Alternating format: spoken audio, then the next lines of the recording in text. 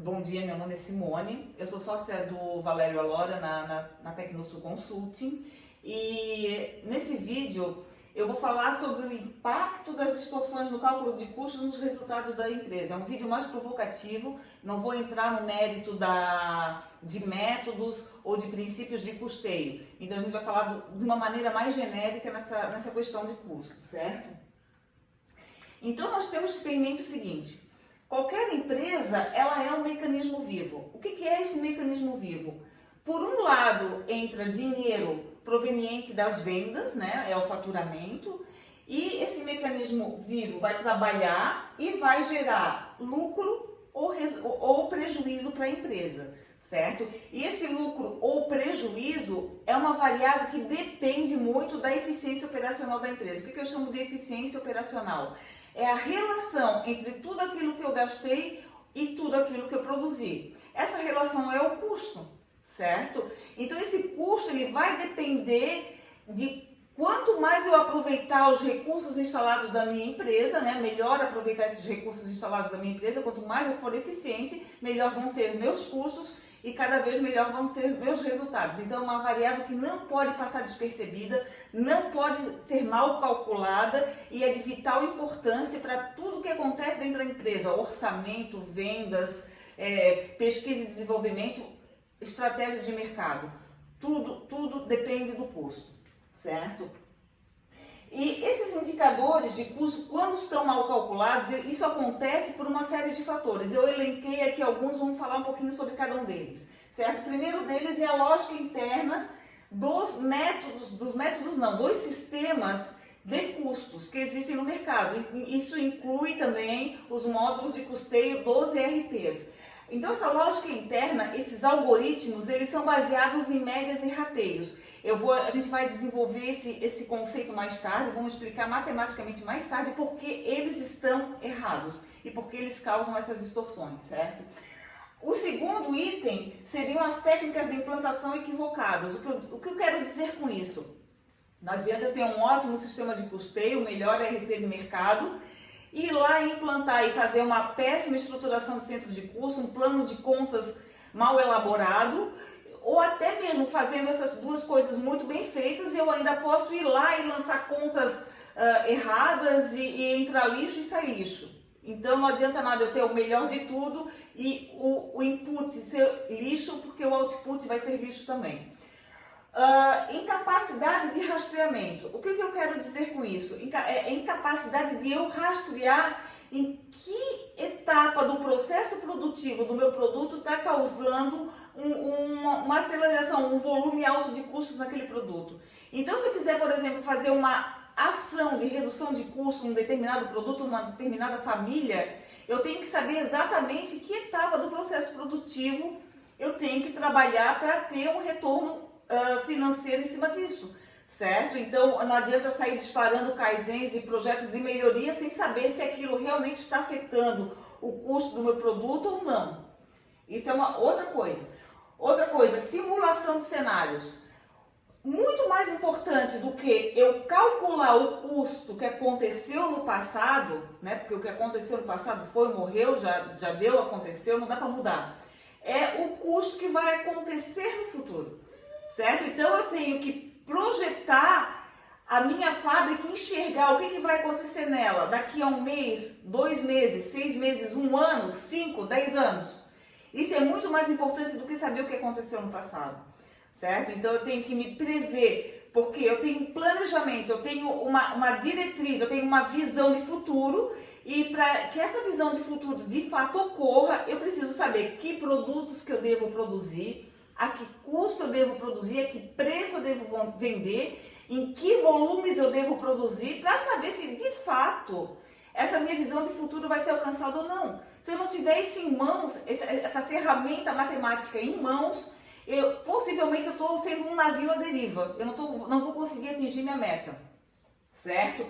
Por último, são as tomadas de decisão baseadas em indicadores errados, que como é que eu vou dizer, é uma consequência de todos os demais itens. Ou seja, como é que eu vou, por exemplo, montar uma estratégia de vendas sem saber se eu vou ter resultado ou não. Se eu não tiver custos bem calculados, eu não vou saber se aqueles produtos que eu estou vendendo está dando lucro para a empresa ou prejuízo, né? Porque o meu vendedor pode vender um monte de produto com margem negativa e eu não estou nem sabendo disso, né? Para ele está tudo ótimo, ele faturou, ele colocou a comissão no bolso, está feliz. Agora, e a empresa que só está vendendo vendas hemorrágicas e não sabe onde é que está o ralo de dinheiro dela? Certo? Não adianta nada eu aumentar o meu faturamento, aumentar o faturamento, mas está vendendo um lote de produtos que só dá prejuízo, certo? Então, eu gosto sempre de começar as apresentações citando essa frase do Kaplan, né? O que não é medido não é gerenciado. Isso vale para qualquer coisa na vida das pessoas, né? Não só para custo nas empresas. Mas para a vida, por exemplo, uma pessoa que não se pesa, não faz um exame de sangue, não sabe seus indicadores, de repente pode estar desenvolvendo uma doença na sua vida e não sabe. Se eu tiver uma aferição errada daqueles indicadores, né, eu posso estar ignorando algum sinal, algum alerta importante na minha saúde. Certo? Mesma coisa o custo. Custo mal aferido é veneno a conta-gotas. Isso vai matar a sua empresa a conta-gotas, ou de uma maneira muito rápida, dependendo do grau de distorção que esse custo está dentro da sua empresa, certo? Então, a missão de qualquer empresa é gerar resultado, é ter lucro. Nenhuma empresa consegue fazer qualquer coisa se não estiver dando resultado. Então, o resultado tem que ser maior ou igual a uma taxa mínima de atratividade. O que é essa taxa mínima de atratividade? Se eu pegar todos os meus ativos, vender e colocar numa aplicação financeira de mercado, eu vou ter um resultado financeiro, certo? Dessa minha aplicação. Ou seja, a minha fábrica operando, ela tem que dar mais lucro, mais resultado do que eu botar esse dinheiro numa aplicação financeira de mercado. Senão não adianta nada eu trabalhar, me incomodar com concorrência, com turnover, com reciclagem de funcionários, com cenário político e etc. Né? Uma incomodação danada para botar aquela fábrica para funcionar e eu não ter resultado maior do que uma aplicação financeira. Então, a TMA é um indicador também muito importante. Considerando que resultado é igual a receita menos o custo, e para que eu possa aumentar o meu resultado, só tenho duas possibilidades matemáticas, ou eu aumento a receita ou diminuo o meu custo.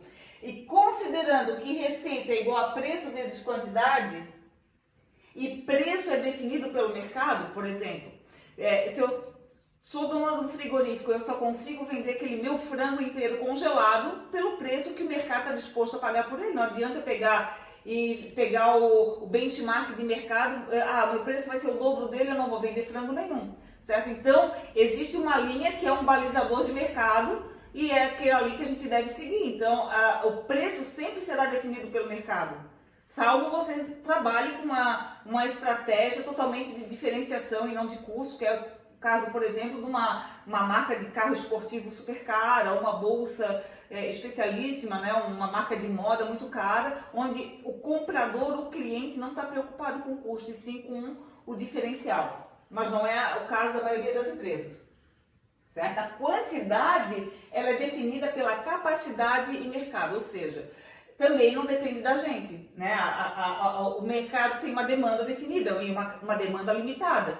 E também dentro da sua fábrica tu tens uma capacidade instalada limitada, finita, certo? Então a variável que a gente tem melhor para trabalhar essa equação de resultado é a variável custo, ou seja, ela é eficiência operacional. Quanto mais eficiente for a empresa, melhor vão ser seus custos e melhor vão ser os seus resultados.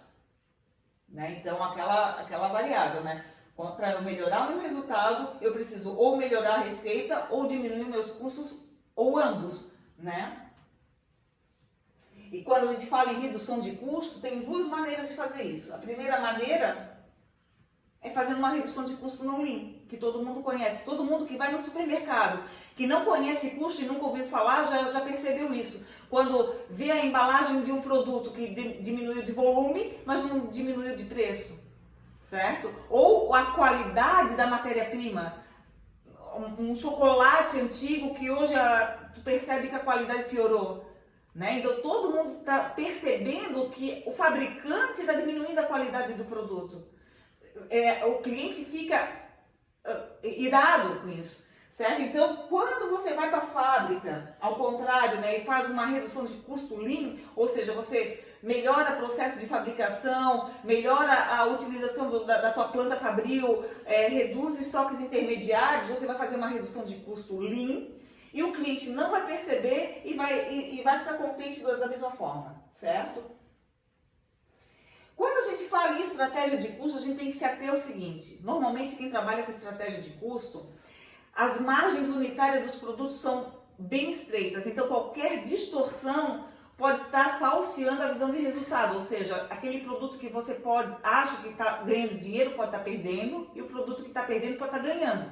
E isso vai impactar nas tuas estratégias comerciais, certo? Então, a diferença entre meu preço e meu custo é minha margem. E o que pode acontecer com isso, né? Aquilo que eu falei, ó. Eu achar que eu estou ganhando dinheiro com determinado produto, mas eu posso estar perdendo. Isso acontece de uma maneira muito frequente nas empresas, muito frequente e em grande escala, em vários produtos. E isso acontece porque os métodos de custo trabalham com médias e rateios que não são confiáveis, que causam distorções. Então, como é que isso funciona na prática? Eu tenho uma fábrica, certo? Essa fábrica aqui, ó, exemplo, né? Tem 2 centros de custo, esse centro de custo aqui, ó, tem 2 operações e o outro centro de custo tem 4 operações. Cada operação tem um custo hora diferente, certo? O que fazem os RPs e os módulos tradicionais de custeio? Eles transformam esses centros de custo, eles calculam uma taxa hora por uma taxa hora média. Ou seja, por exemplo, ó, eu tenho esse centro de custo aqui, ó, essa operação 1 vale R$4 por hora, essa operação 2, R$8 por hora. 8 mais 4, 12, 12 dividido por 2 operações dá R$6 por hora. Então eles fazem uma taxa hora média. Isso distorce tudo dentro de uma empresa. Tudo, certo? Eu posso ter máquinas com diferentes consumos de energia, com diferentes utilizações de mão de obra mais cara, mais barata, etc. e tal. Isso vai dar uma distorção imensa no cálculo final de custos. Então, o que acontece? Quando eu vou ver o roteiro do produto, ao invés de ele absorver o custo hora real da empresa, ele vai absorver as médias, ou seja, o custo calculado pelos algoritmos tradicionais de custeio é um somatório de médias. Isso acontece em 100% dos sistemas ERPs de mercado, certo? É um somatório de médias. E média já é um valor que já me traz alguma sensação de algo aproximado. Somatórios de média é uma aberração matemática, certo? Então, considerando esse produto A, o meu produto A absorvendo médias vai custar R$20, já o produto B passando por um roteiro diferente, porém com tempos iguais nos centros de custo, vai ter o mesmo valor, R$20? Como é que pode acontecer isso? Isso acontece, certo? Como é que o método UEP resolve esse problema? A gente vai entrar nessa questão de método UEP lá para frente nos próximos vídeos. Nós só adiantando um pouco, ele vai considerar a absorção do custo real tal qual ela acontece de fato dentro dos postos operativos, sem distorções. Ele não vai calcular médias. Tá? Como isso faz e como é a matemática do método é assunto mais para frente. Então, aquele produto que a gente achava que custava R$20, os dois, né, o A e o B, na realidade, pelo método EP, ele vai apontar que um custava R$22 e o outro custava R$26. Ou seja, distorções abomináveis, né? Então, aquele produto que eu achava que custava 20, ele na real custava 22. Se eu praticar um preço de R$21, eu achava que ganhava R$1 por unidade vendida, na realidade eu perdia R$1 por unidade vendida. Ou seja, uma distorção de 200% no valor, na minha visão de rentabilidade. Se isso aqui for um produto de alto volume, eu achando que eu ganhava milhões vendendo esse produto, eu perco milhões vendendo ele. Certo? Então, isso que a gente chama de vendas hemorrágicas. Você tem dinheiro indo para o ralo e não consegue identificar porque o teu método de custo está errado. Certo? Então, por último, pessoal, para a gente concluir esse vídeo, eu quero só falar isso aqui, ó. Essas distorções, elas são fatais para a sua empresa. Ela não é um veneno a gota, é um veneno tomado em baldes, né? Porque ele vai impactar na análise dos teus pedidos, dos seus contratos com seus clientes. Você não sabe que cliente é lucrativo, que cliente está te dando prejuízo. Na elaboração de portfólios de produto, né? E produtos até em fase de pesquisa e desenvolvimento ainda, né? Você tem que simular para ver se aquele produto vai ser economicamente viável ou não para a empresa, né? Planejamento orçamentário, análise de investimentos, em que linhas de produto eu devo investir ou não. O que fazer com produtos deficitários? Vou deixar de produzir? Existe uma maneira de reduzir custo e tornar ele lucrativo? Dá para trabalhar isso dentro de um modelo matemático, né, que nós vamos apresentar mais na frente. E rastrear oportunidades de redução de custo, a maioria não faz isso. Né? Nós temos que pegar a fábrica, transformar num modelo matemático capaz de me apontar com precisão quais são as grandes oportunidades de melhoria, aquelas que trazem retorno para a gente a curto prazo. Eu tenho que saber que se aquele projeto que eu estou fazendo de melhoria, aquele investimento vai me trazer retorno sobre o investimento. Em quanto tempo? E qual vai ser o impacto nisso nos produtos no futuro? Isso precisa de um simulador de cenários. Então, pessoal, vocês aguardem os próximos vídeos, eles vão ficar mais interessantes ainda, tá? Um abraço para vocês.